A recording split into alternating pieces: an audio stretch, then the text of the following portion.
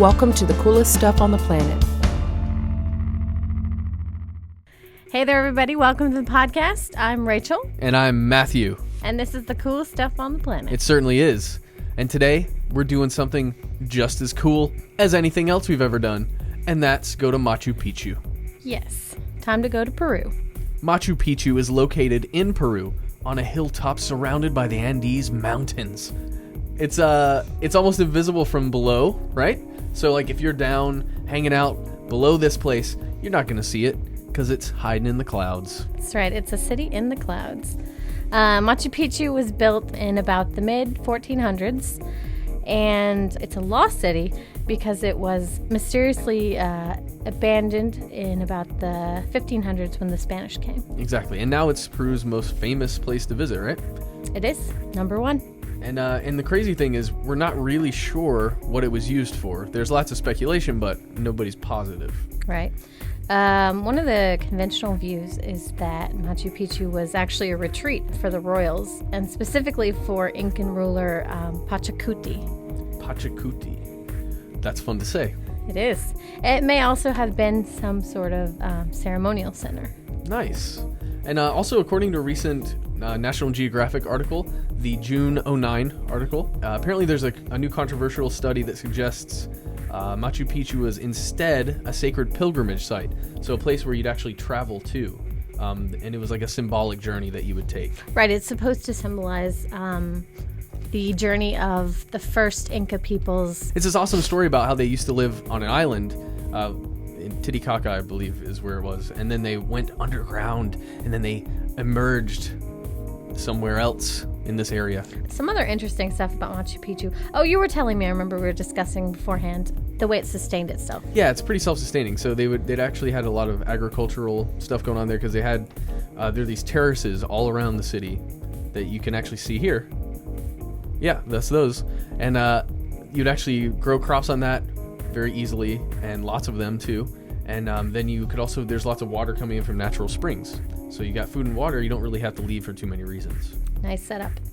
Also, it's actually the only large Incan archaeological site that was not discovered by the Spanish conquistadors. Oh, yes. And how do we know this, Mr. Frederick? Because there's a very special stone, a large stone, that's intact. All of the Incan sites had one of these stones, and they were all destroyed. This is the only one that is still completely intact. And it is called the thing that I can't ever pronounce. What is it called, Rachel? It's the Intihuatana, as far as I can tell.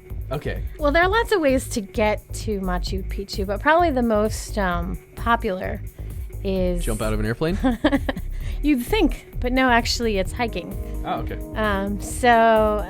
The most famous hiking trail to Machu Picchu is called the Inca Trail.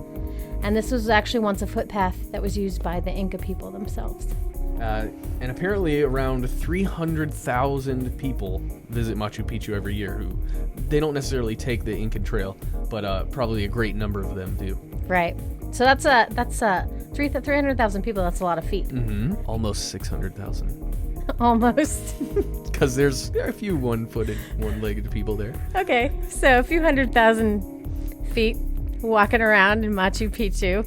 And because of all this foot traffic, it's actually caused some problems in terms of environmental damage, deforestation, erosion, and all this stuff.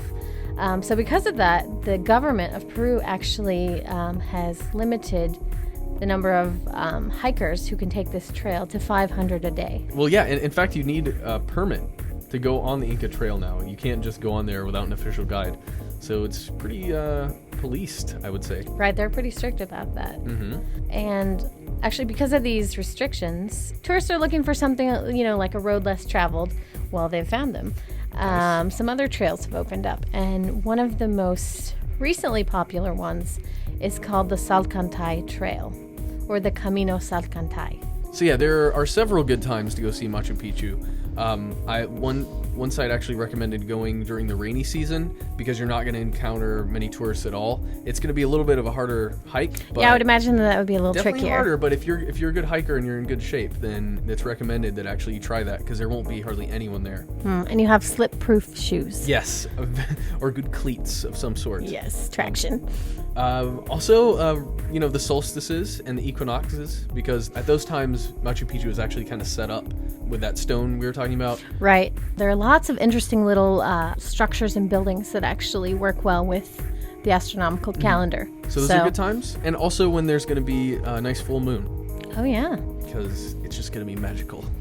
And you might run into a lycanthrope. Watch out. For more on this and thousands of other topics, visit howstuffworks.com and let us know what you think. Email travelpodcast@howstuffworks.com. Don't forget to check out our other podcasts, free on iTunes.